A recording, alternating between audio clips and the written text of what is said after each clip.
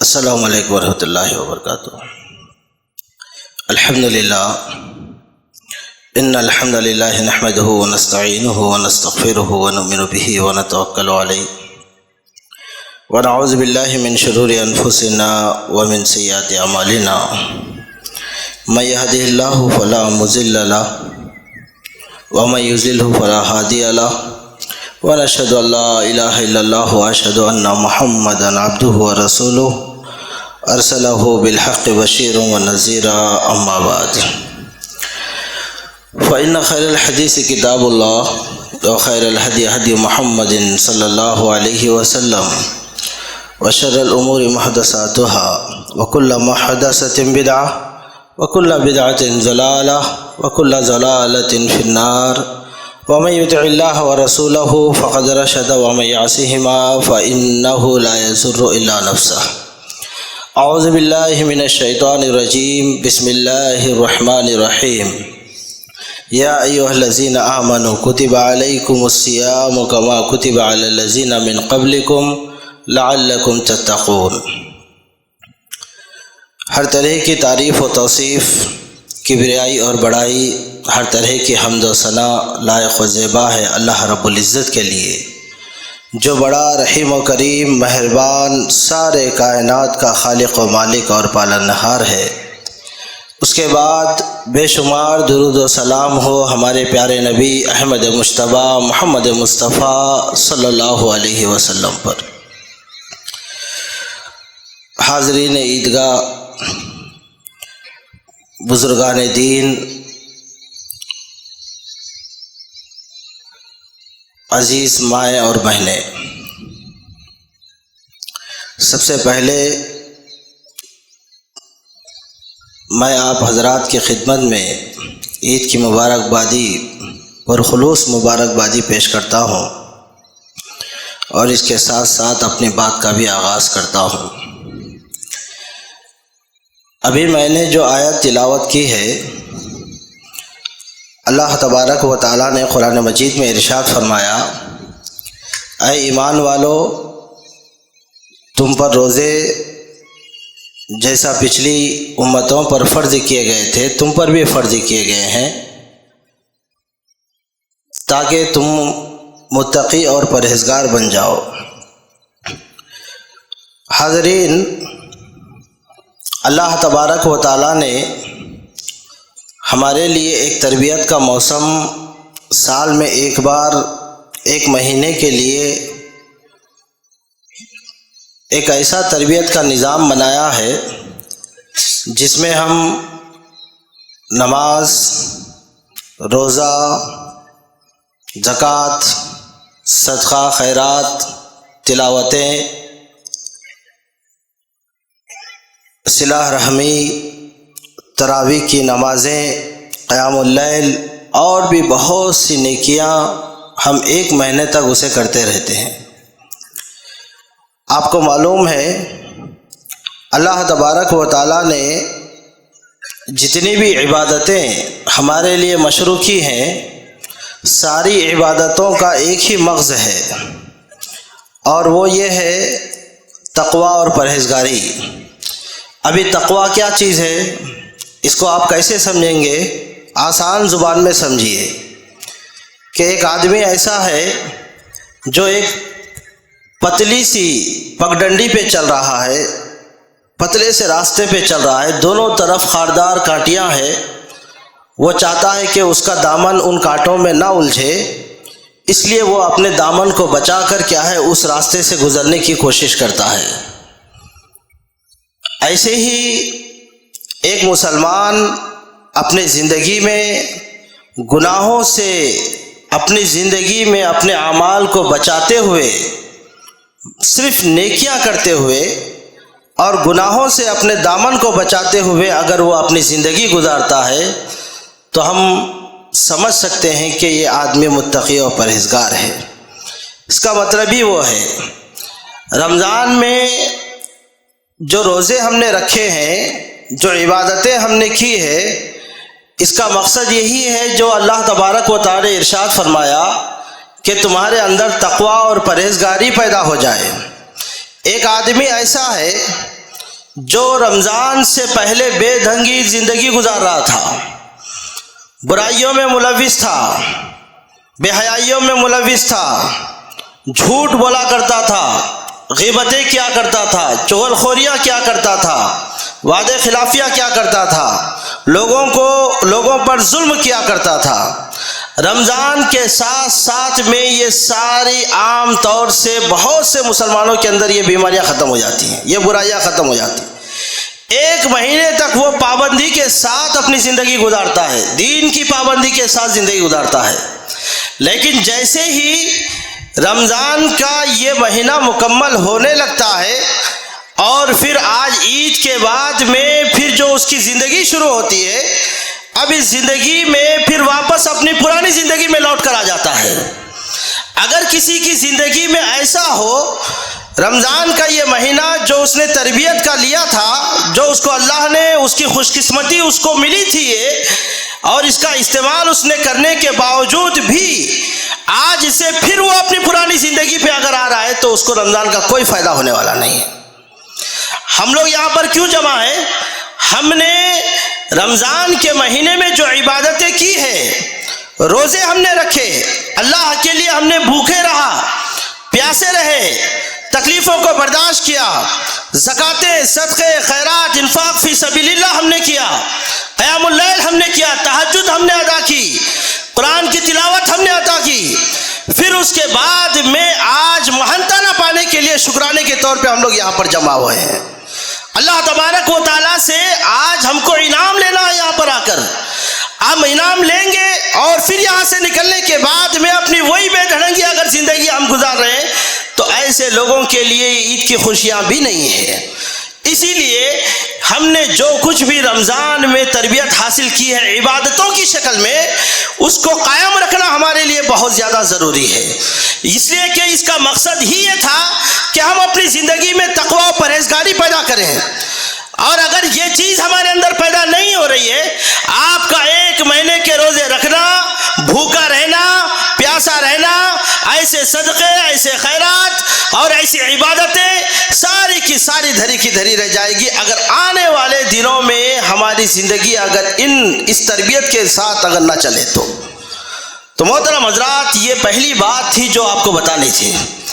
دوسری سب سے اہم بات یہ ہے، آج ہم دیکھتے ہیں ہمارے ملک کے حالات، بلکہ پورے دنیا کے حالات دیکھیے کس طریقے سے اسلام کے خلاف میں مخالفتیں ہوتی ہے، اسلام کو ختم کرنے کے لیے کوششیں کی جاتی ہے، اسلام کے لیے اسلام کو کیسے مٹایا جائے، اسلام کو مسلمانوں کو کیسے ذلیل کیا جائے، اس کے لیے ہر وقت منصوبے بنائے جاتے ہیں۔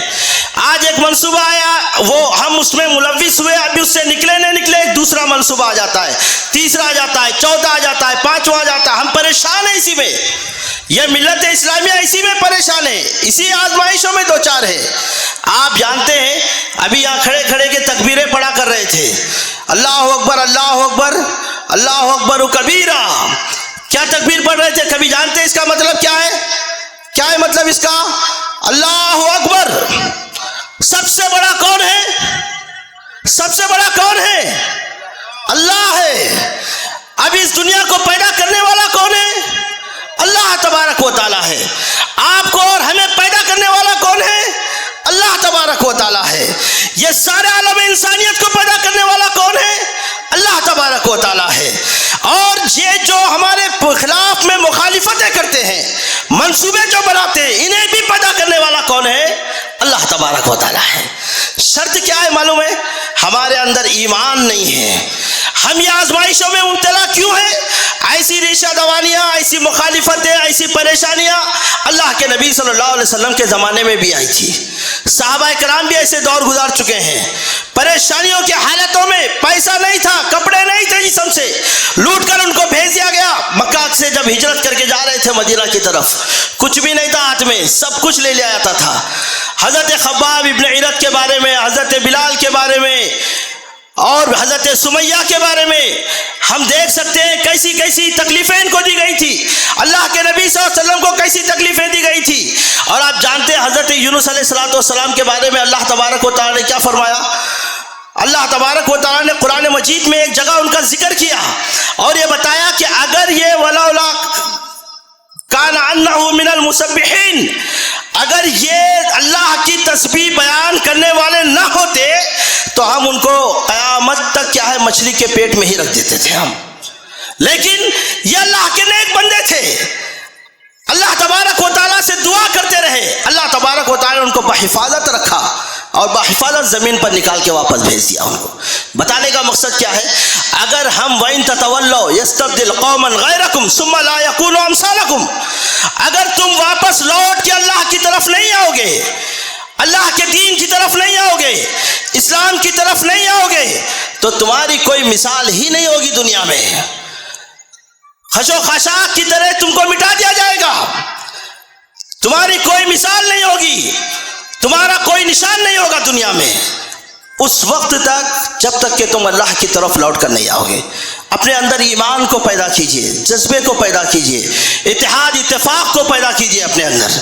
ये एक दूसरी बात थी जो मैंने बता रहा हूँ। तीसरी जो सबसे अहम बात है वो ये है कि हमारी मैं मुखातब हमारी माओं से और बहनों से हूँ।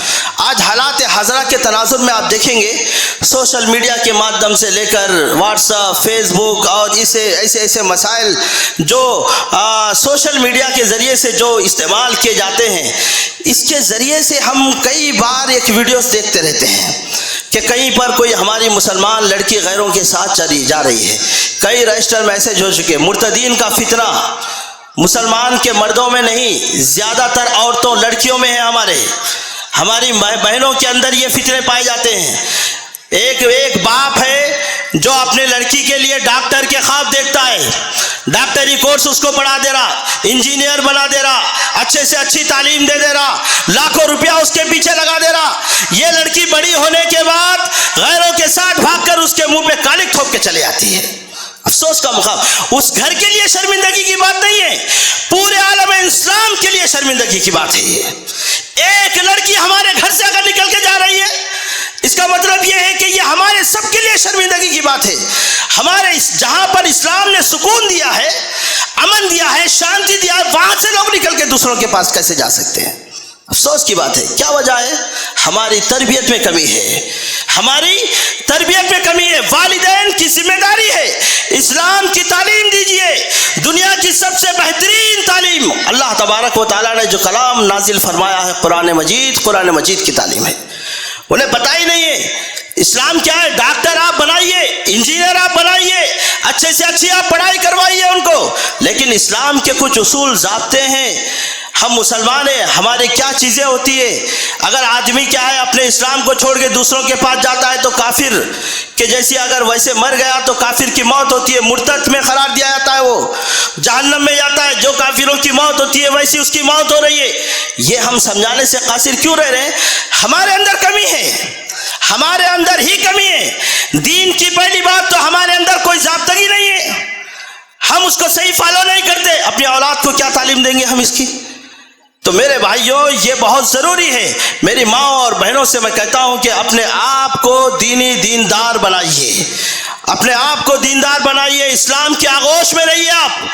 इस्लाम की आगोश में आपको जन्नत मिलेगी, अमन मिलेगा, सुकून मिलेगा। जो भी लड़का आपकी किस्मत में आएगा, 2 वक्त की अगर हलाल रोटी खिला लेगा तो वो आपके लिए काफ़ी है, बनिस्बत इसके कि आप मुर्तद होके क्या है गैरों के पास जाके अपनी ज़िंदगी गुजारेंगे।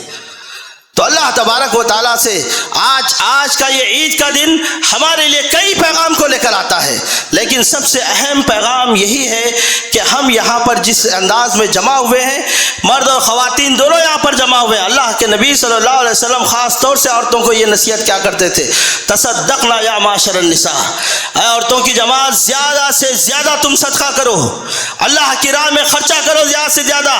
और उसकी वजह भी दो वजह बताई है। सबसे ज़्यादा शिकायतें औरतों ही को होती हैं और सबसे ज़्यादा शौहरों की नाफरमानियाँ ये करती हैं, और फिर क्या है जहन्नम में भी अहले जहन्नम सबसे ज़्यादा औरतें हैं। इसकी वजह से अल्लाह के नबी सल्लल्लाहु अलैहि वसल्लम ने ज़्यादा से ज़्यादा सदका करने का इनको हुक्म दिया है। तो मैं ये बता रहा था कि अल्लाह तबारक व तआला ने हमको यहाँ पर जमा होने का मौका दिया है, तो ये मौका क्या है, एक महानताना हासिल करने का है, ये अहद करके यहाँ से जाने का है कि हमने जो रमज़ान में अपनी ज़िंदगी गुजारी है, इबादत में जो हमने अपनी ज़िंदगी गुजारी है, इसके साथ में हमें आने वाली ज़िंदगी में जैसा कि सल्फ़े सालहीन का ये طریقہ تھا، رمضان المبارک کے آنے سے 6 مہینہ پہلے رمضان کی آمد کا انتظار کرتے، اللہ سے دعا کرتے، اللہ تعالیٰ 6 مہینے بعد، 4 مہینے بعد، 5 مہینے بعد رمضان کا مہینہ مجھے نصیب فرما دے۔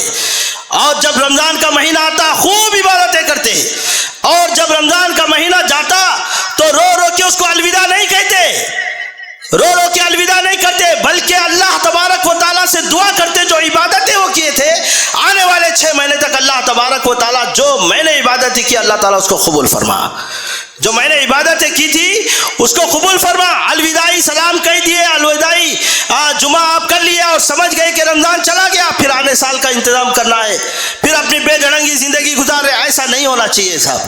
اس سے کیا ہوتا ہے، ہمارے اندر ابھی مکمل ایمان، تقویٰ، پرہیزگاری، اس کا مطلب یہ رمضان کی وجہ سے ہمارے اندر پیدا نہیں ہوئی۔ اللہ تبارک و تعالیٰ سے دعا ہے، اللہ تبارک و تعالیٰ ہم تمام مسلمانوں کو ایک جٹ ہو کر زندگی گزارنے کی توفیق عطا فرما۔ اللہ تبارک و تعالیٰ ہمیں اتحاد و اتفاق کے ساتھ زندگی گزارنے کی توفیق عطا فرما۔ اللہ تبارک و تعالیٰ ہم تمام مسلمانوں کو ایک دوسرے کے کام آنے کی توفیق عطا فرما۔ اللہ تبارک و تعالیٰ ہم تمام مسلمانوں نے جتنی بھی عبادتیں رمضان المبارک کے مہینے میں کی ہیں، اللہ تبارک و تعالیٰ تو ارحم الراحمین ہے، تو تواب ہے، تو غفار ہے۔ اللہ تبارک و تعالیٰ جتنے بھی ہم نے عبادتیں کی ہے تو اس کو قبول کرنے والا ہے۔ اللہ تبارک و تعالیٰ تو ہماری عبادتوں کو قبول فرما۔ اللہ تبارک و تعالیٰ ہماری نمازوں کو قبول فرما، ہمارے روزوں کو قبول فرما، ہمارے یہاں آنے کو قبول فرما۔ اللہ تبارک و تعالیٰ ہم نے جو بھی انفاق فی سبیل اللہ کیا ہے اللہ تبارک و تعالیٰ تو اسے قبول فرما۔ اللہ تبارک و تعالیٰ ساری عبادتوں میں اخلاص کے ساتھ زندگی گزارنے کی ہمیں توفیق عطا فرما۔ اللہ تبارک و تعالیٰ جتنے بھی مسلمان آج دنیا میں پریشان ہیں، چاہے وہ ہمارے کہیں پر بھی رہنے والے کیوں نہ ہو، اللہ تبارک و تعالیٰ ان کی پریشانیوں کو دور فرما دے۔ اللہ تبارک و تعالیٰ جہاں پر بھی کیا ہے، جو لوگ بیمار ہیں، پریشان حال ہیں، مصیبت زدہ ہیں، ان کی مصیبتوں کو دور فرما دے۔ اللہ تبارک و تعالیٰ جتنے بھی جگہ پر جو مسلمانوں کو ستایا جا رہا ہے، اللہ تبارک و تعالیٰ اغیار جو ان پر طرح طرح کے حملے کرتے ہیں، جو منصوبے بنا رہے ہیں، مکر و فریب کر رہے ہیں مسلمانوں کے خلاف میں، اسلام کے خلاف میں، اللہ تعالیٰ ان کی ناپاک سازشوں میں ان کو ناکام کر دے۔ اللہ تبارک و تعالیٰ سب سے بڑا تو مکر تیرا ہے۔ اللہ تبارک و تعالیٰ جو دنیا میں کرتے ہیں، کر رہے ہیں، لیکن جب تیرا مکر چلے گا تو سب کو پکڑ ہوگی۔ اللہ تبارک و تعالیٰ تو ہماری حفاظت فرما، اور اپنے مکر سے اور اپنے غضب سے کیا اللہ تبارک و تعالیٰ ان لوگوں کو جو ہمارے خلاف میں ریشہ دوانیاں کرتے ہیں، منصوبے کرتے ہیں، انہیں ناکام بنا دے، اور اللہ تبارک و تعالیٰ انہیں تو ذلیل کر دے۔ اللہ تبارک و تعالیٰ اسلام کے نام کو بلند کرنے کی ہمیں توفیق عطا فرما۔ اللہ تبارک و تعالیٰ ہم نے اپنی زندگی میں جو بھی شرک کیے ہیں، بدعات کیے ہیں، اگر آج ہمیں سمجھ میں آ گیا ہے تو اللہ تعالیٰ ہمیں توحید پر قائم رہ کر زندگی گزارنے کی توفیق عطا فرما۔ اللہ تبارک و تعالیٰ موحد بن کر زندگی گزارنے کی توفیق عطا فرما۔ اللہ تبارک و تعالیٰ شرک سے بچنے، بدعات سے بچنے کی ہمیں توفیق عطا فرما۔ اللہ تبارک و تعالیٰ ہمیں ایک دوسرے کا خیال کرنے، صلہ رحمی کرنے، اتحاد و اتفاق کے ساتھ زندگی گزارنے کی توفیق عطا فرما۔ اللہ تبارک و تعالیٰ ہم تمام مسلمانوں کی مغفرت فرما۔ اللہ تبارک و تعالیٰ آج ہم محن تعالیٰ حاصل کرنے کے لیے، انعام کے لیے یہاں پر حاضر ہوئے ہیں۔ اللہ تبارک و تعالیٰ وہ انعام کی بخششیں ہم پر عطا فرما۔ اللہ تبارک و تعالیٰ ہمارے گناہوں کی مغفرت فرما۔ اللہ تبارک و تعالیٰ ہماری گناہوں کی مغفرت فرما۔ اللہ تبارک و تعالیٰ ہمارے گناہوں کی مغفرت فرما۔ اللہ تبارک و تعالیٰ ہم میں جو لوگ مرحومین ہیں، جو آج یہاں پر پچھلے رمضان میں، پچھلے بقرعید میں یہاں پر تھے لیکن آج موجود نہیں ہیں، اللہ تبارک و تعالیٰ ان کے حق میں بہترین فیصلہ عطا فرما۔ اللہ تبارک و تعالیٰ ان کے عذاب میں کمی عطا فرما۔ اللہ تبارک و تعالیٰ ان کے لیے جنت کی کھڑکیاں کھول دے۔ اللہ تبارک و تعالیٰ انہیں جنت الفردوس میں بھی مقام عطا فرما۔ اللہ تبارک و تعالیٰ جو بھی ہم نے مرحومین کی طرف سے صدقہ و خیرات کیے ہیں، اللہ تبارک و تعالیٰ اس کا اجر و ثواب انہیں عطا فرما۔ اللہ تبارک و تعالیٰ جب تک ہمیں زندہ رکھے، اسلام پر زندہ رکھے اور ہمارا خاتمہ بالایمان کرے۔ وآخر الدعوانا ان الحمد للہ رب العالمین۔